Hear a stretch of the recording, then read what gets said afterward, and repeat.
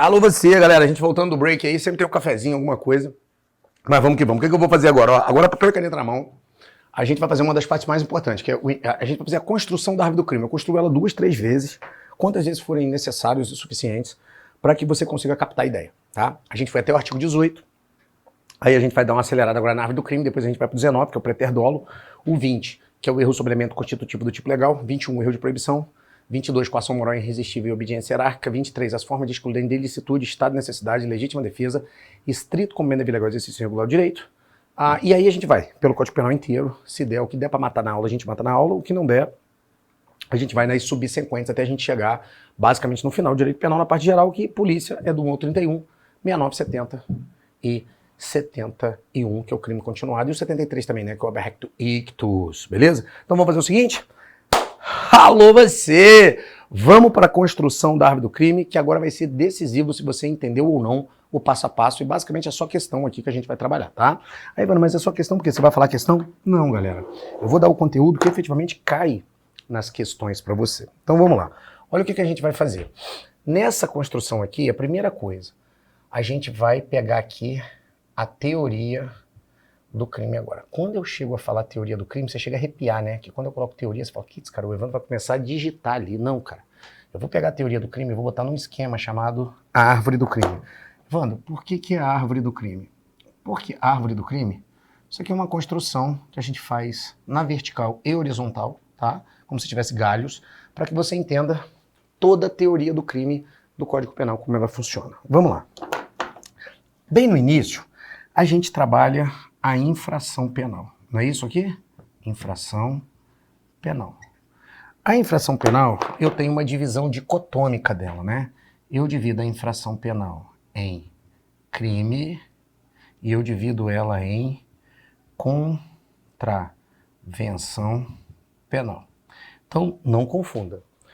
O conceito de infração penal é a divisão dicotômica de crime e contravenção penal, o dualista também. Evandro, por que é dicotômico dualista? Porque eu divido em dois.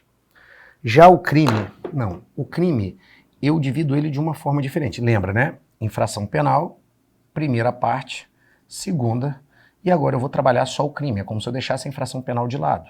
Então o que eu vou fazer? Eu vou pegar o crime e vou dar a teoria do crime, né? Ele é a teoria analítico, que o Código Penal usa. Finalístico, tripartido.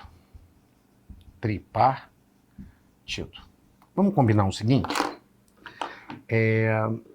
Você vai deixar aqui a infração penal de lado e a gente vai deixar aqui, lembrando que a gente agora vai trabalhar só o crime. Então a infração penal, ela é gênero que comporta duas espécies. Uma das espécies que é o crime é que eu vou trabalhar agora, tanto que o nome é teoria do crime. A gente vai fazer a árvore do crime.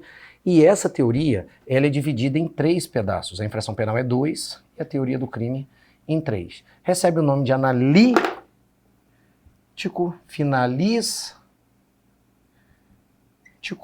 tripartido.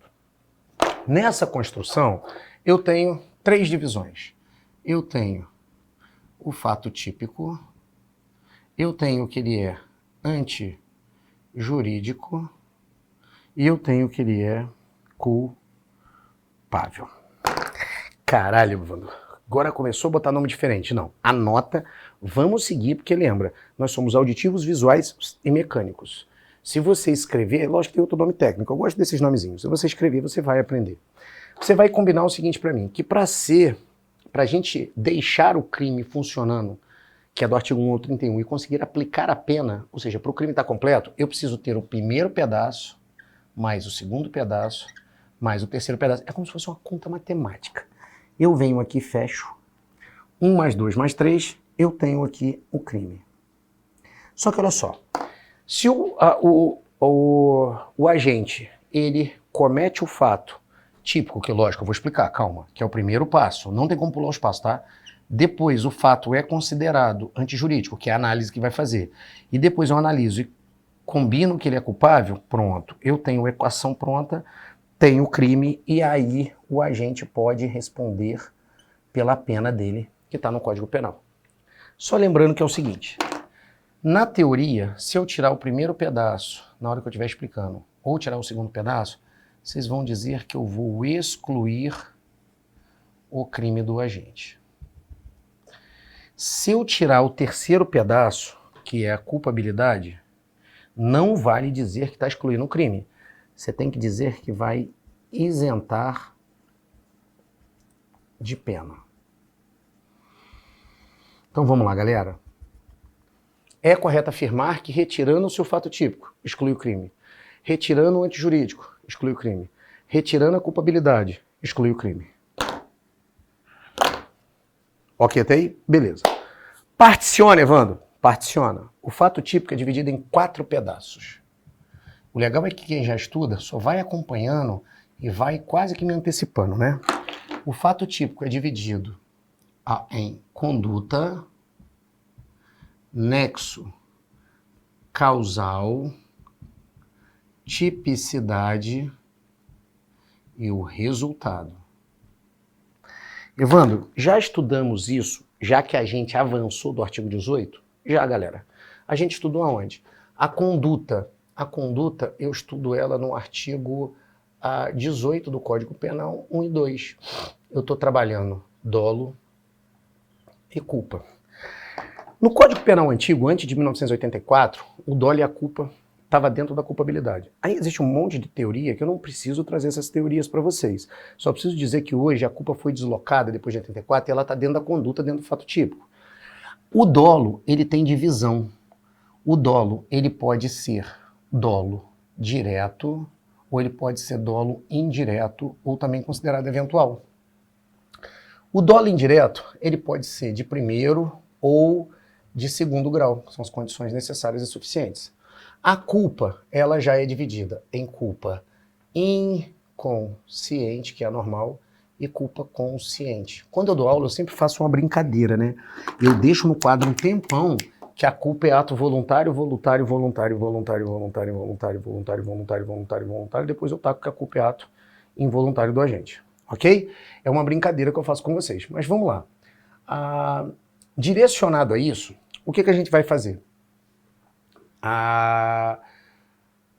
Peguei aqui, eu preciso saber qual é a teoria que rege o dolo.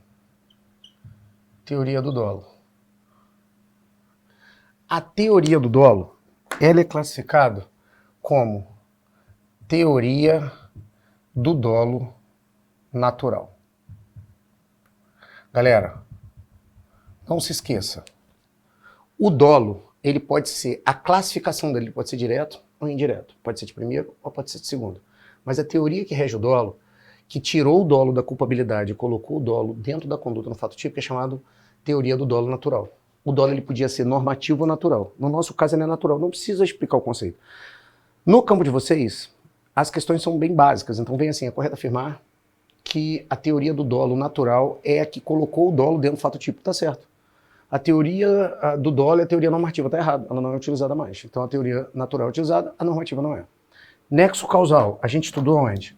A gente estudou no artigo 13, conditio sine qua non, equivalência dos antecedentes causais. Aí vem o parágrafo 1º, que é a causa superveniente relativamente independente, e vem o parágrafo 2º também, que é o agente garantidor. E a gente trabalha as teorias do conditio sine qua non, equivalência dos antecedentes causais, ou a gente também trabalha a teoria do dolo, a teoria do dolo aí. A gente trabalha a teoria do conditio sine qua non, equivalência dos antecedentes causais ou causa-efeito, ok? Tipicidade, a gente trabalha no artigo 1º, não há crime sem lei anterior que defina, não há pena sem prévia combinação legal. Resultado, a gente trabalha na parte introdutória, que eu falo para vocês que todo crime gera resultado, seja o resultado naturalístico ou seja o resultado jurídico. Então a primeira parte do fato típico, você nem percebeu, mas a gente bateu todo o fato típico. A antijuridicidade é a mesma coisa que falar que é ilicitude, ou ilícito, tá? Ou o ilícito. O Código Penal ele não é proibitivo, ele é descritivo, ele não é a Bíblia, tipo, não matarás. Ele diz, ó, você pode matar, mas se você matar errado eu vou te dar uma pena, é como se fosse um castigo para a criança. Então, na verdade, eu tenho um fato típico assim, matar alguém, ok? Típico, tem acento, fato típico. Ele diz, você pode matar? Pode, mas cuidado. Você pode matar basicamente em 2 situações. Ou se você estiver na legítima defesa, ou se você estiver em estado de necessidade, de acordo com os exemplos, tá? Não é em qualquer situação também não. Então eu tenho aqui a antijuridicidade, que o que pode vir a excluir a antijuridicidade, que é o que a gente estuda, é o artigo 23 do Código Penal. Aqui eu trabalho o estado de necessidade, eu trabalho a legítima defesa, eu trabalho o estrito cumprimento, não é conta, não é tamanho, cumprimento do dever legal, e eu trabalho também o exercício regular de um direito. Ok? Evandro, onde está previsto esses quatro? Estão no artigo 23 genericamente. O estado de necessidade, ele vem especificado, que diz o texto dele no artigo 24. Pratica o fato quem, para salvar de perigo atual, que não provocou por sua própria vontade nem podia de um outro modo evitar, sacrifica direito próprio à lei. Então, no 24, estado de necessidade. A legítima defesa, eu tenho um problema com os acentos. A legítima defesa está no artigo 25. Diz assim, quem usa moderadamente para conter injusta agressão atual ou iminente a direito seu de outro, então está em legítima defesa. Já o estrito cumprimento legal e o exercício regular de direito, essas duas aqui, elas não existe a explicação no Código Penal, só existe um nome, só existe estrito cumprimento legal e exercício regular de direito. Da onde a gente tira a explicação? A gente tira da doutrina e da jurisprudência, né? Tem que ter livros para explicar isso aqui, porque o Código Penal vem raso. Essas aqui são chamadas as formas permissivas, ou as causas permissivas, ou também chamadas causas de excludentes de ilicitude. Beleza? Tranquilo, né? Bacana. Coisa pra caramba, né, Evandro? Calma, a gente estuda ponto a ponto. Você vê que eu tô dando os artigos e não tô falando que a gente não trabalhou ainda. A gente vai trabalhar ainda essa antijuridicidade. Agora, quando a gente entra pro estudo da culpabilidade, a coisa começa a ferver, tá? Por quê? Porque aqui a gente trabalha alguns institutos bem bacanas. A gente trabalha, vou dividir aqui. 1, 2, 3. A gente trabalha a imputabilidade penal, imputabilidade penal. Onde está previsto, Evandro, a imputabilidade penal?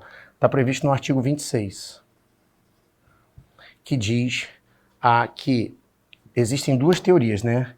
A teoria biológica, que explica os menores de idade, que são inimputáveis, e explica a teoria biopsicológica, que não basta, no momento da ação da omissão, ser totalmente incapaz de entender o caráter ilícito ou determinar de acordo com esse entendimento. Tem que, no momento da ação, não pode entender nada. Se entender minimamente, não basta ser maluco, né? No momento da ação da omissão, tem que ser totalmente incapaz de entender o que está acontecendo. Existe também a semi-imputabilidade, mas a gente vai chegar lá. E existe o segundo, que é a potencial consciência da ilicitude. A potencial consciência da ilicitude nada mais é do que o artigo 22 do Código Penal. Eu vou trabalhar aqui a coação, é no mesmo artigo, tá? Moral irresistível, e eu trabalho não, aqui não é o 22 não, pô. Aí é na exigibilidade de conduta diversa, desculpa. Aqui é o artigo 21. Aqui é o erro de proibição. É que a minha cabeça tá lá na frente, tá? E a minha mão tá aqui atrás. E eu tenho aqui, que eu tenho até que abaixar, que é a exigibilidade de conduta diversa. A exigibilidade de conduta diversa eu trabalho no artigo 22. O que eu trabalho aqui? Eu trabalho no artigo 22. É coisa pra caramba, né? Mas é gostoso.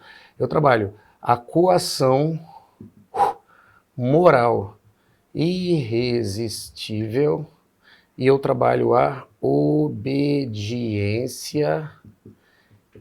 hierárquica, mas não é qualquer não, tá? É obediência hierárquica à ordem manifestamente não ilegal. Mas qual é o macete dessa construção de árvores com os seus artigos, né? Trabalhei o 21 aqui, trabalhei o 22. A primeira coisa, para ser fato típico, tem que ter 1, mais 2, mais 3, mais 4, se o crime for material, né? Mas depois eu explico essa definiçãozinha. A antijuridicidade não tem repartição para estar completa e a culpabilidade tem que ter imputabilidade, mais a potencial consciência da licitude, mais a exigibilidade de conduta diversa. Evandro, mas isso na prática funciona? Putz, vamos fazer um teste? Vamos lá. O teste é o seguinte, caso hipotético. Caso hipotético.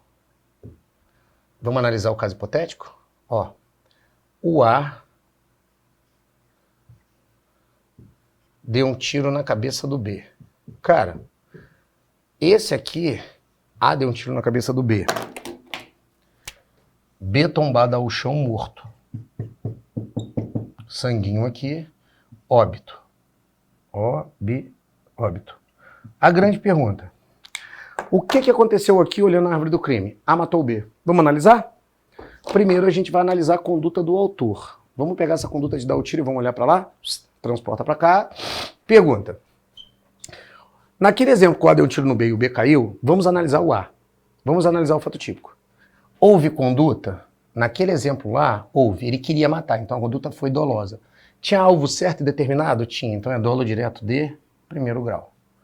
Teve nexo causal? Causa e efeito. A pergunta é, o que foi o efeito? Morte do B. O que causou a morte? O tiro do A. Quem deu o tiro A, então tem nexo causal, causa e efeito. Tá aqui. Tipicidade. Ó, tipicidade. Aquele exemplo lá é o artigo 121. Agora olha que exemplo. Matar com arma de fogo dando um tiro não tem qualificadora não, tá? Se não tiver outro motivo torpe, insidioso, cruel, alguma coisa que esteja previsto no subjetivo do agente, é homicídio simples, então tem previsão legal. Resultado houve? Houve a morte, e mesmo que não houvesse a morte, ia ter crime, podia ser tentativa de homicídio, ok? Então o fato típico está completo, ok. Eu tenho no exemplo ali, eu tenho as 4 partes, porque o homicídio também é classificado como crime material, tem que ter resultado naturalístico, beleza? Antijuridicidade, vamos perguntar pro A ali? Vem cá. Você cometeu um fato típico, ok. Pergunta, esse fato seu A foi ilícito? Cara, para ser... o fato pode ser típico, mas não precisa ser necessariamente ilícito, tá? Imagina se o B tivesse sacado a arma primeiro e tentado matar o A, e o A sacasse a arma para se defender e matasse o B. Seria um fato típico, mas não seria ilícito.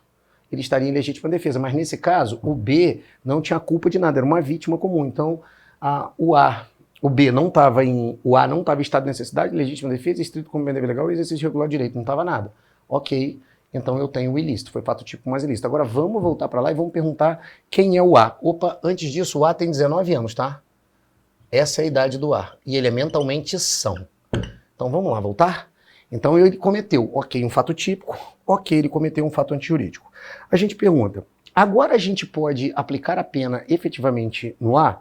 Pergunta, ele é imputável penalmente? Bem, ele tem mais de 18 anos e é mentalmente são. Então, cara, ele entendeu o que estava fazendo na hora de dar o tiro e tinha mais de 18 anos. Então ele pode ser imputável, sim. Potencial consciência da licitude. Ele tinha capacidade real de entender que aquele tiro ia matar a pessoa? Tinha. Depois eu falo do erro de proibição, que existe o erro de proibição excusável e inexcusável, mas ele tinha. Então respondeu. Exigibilidade de conduta diversa. O Código Penal poderia exigir que ele agisse de forma diferente? Lógico que poderia. Ele não tinha que dar o tiro no cara. Então tem a imputabilidade, potencial consciência da licitude e a exigibilidade de conduta diversa. Então ele vai responder pelo crime normalmente, porque ele cometeu um fato típico, antijurídico e culpável. Sempre se encaixa a árvore do crime para poder chegar até a pena. Existem casos que podia ser excluído. Por exemplo, se eu der um exemplo dizendo assim, o cara roubou o banco. E ele roubou o banco porque a família dele estava sob a arma de assaltantes em casa e ele não tinha outra opção. Você vai ver que ele vai cometer fato típico antijurídico, mas não vai ser culpável, vai ficar isento de pena. Por quê? Porque ele estava numa coisa chamada inexigibilidade de conduta diversa. Só que a coisa não complica aqui. Aqui foi para encaixar todo o código da parte da teoria do crime. Mas a gente tem que lembrar que existem as partes de exclusão. Quais são as partes de exclusão? Olha só. O que exclui o fato típico, galera? O ponto principal que exclui o fato típico, a gente vai ver, é o artigo 20 do Código Penal. É o erro do tipo, que a gente vai estudar no 20. Não estudamos ainda, mas não é qualquer erro do tipo. Tem que ser obrigatoriamente o erro do tipo essencial. Aí o erro do tipo essencial, ele pode ser excusável ou inexcusável com suas regras. Você vai ver que o inexcusável é chamado de culpa indireta. Outra coisa, logicamente está acima, mas a gente coloca aqui para dirimir qualquer dúvida. São as causas supralegais de excludente de tipicidade. juridicidade. Que é o que é isso aqui? Quais são as causas? Essa causa aqui nada mais é do que quando a vítima admite que a coisa seja feita contra ela, ou seja, a admissibilidade da vítima. Tem que tomar cuidado, porque existem os bens jurídicos que são impossíveis de serem liberados e os bens jurídicos que podem ser liberados. Aí a gente vai explicar, só grava o nome. Por exemplo, quando eu faço tatuagem no braço, o cara está me lesionando, mas eu deixei, então é bem disponível. Agora, não pode ser feito uma eutanásia ou ortotanásia, não pode ser feito porque o bem jurídico da vida é indisponível. E você tem algumas outras causas aqui que a gente exclui a tipicidade, que a gente vai ver de acordo, senão o quadro não vai ter espaço. As causas que excluem a antijuridicidade, que exclui o segundo pedaço, elas já estão aqui, já coloquei para você. As duas partes excluem o fato típico, tem mais umas ali, mas calma.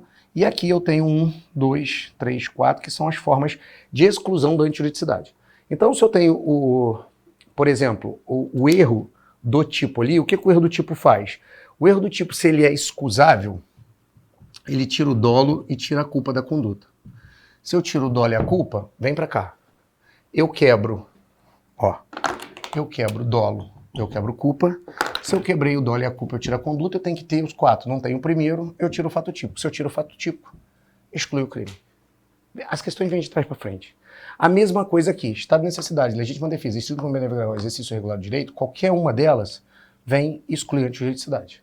Se eu excluir o primeiro ou excluir o segundo, eu não tenho crime, excluí o crime.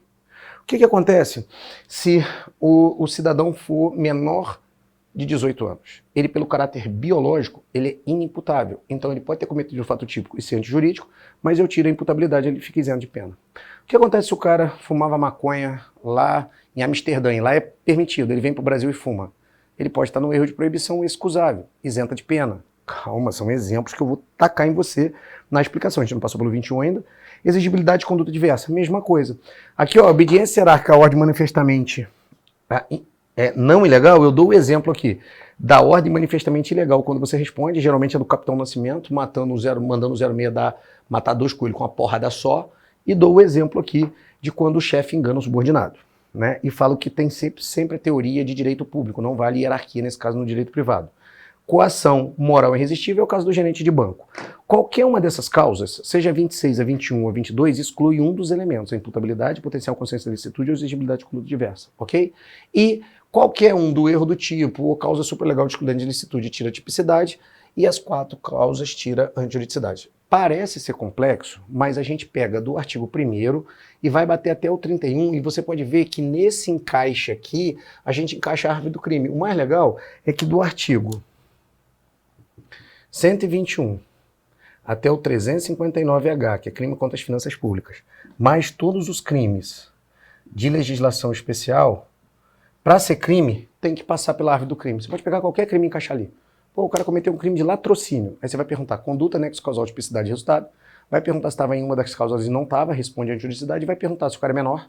Vai perguntar se o cara estava em potencial consciência de licitude ou se ele estava em exigibilidade de conduta diversa. E você vai conseguir responder qualquer questão. Essa árvore aqui, você, no direito penal, quando estiver no nível de não errar mais questões, você vai fazer ela, ainda faltam alguns elementos, tá? Essa daqui é a segunda construção, eu vou construir ela mais umas 2 ou 3 vezes até o final do curso.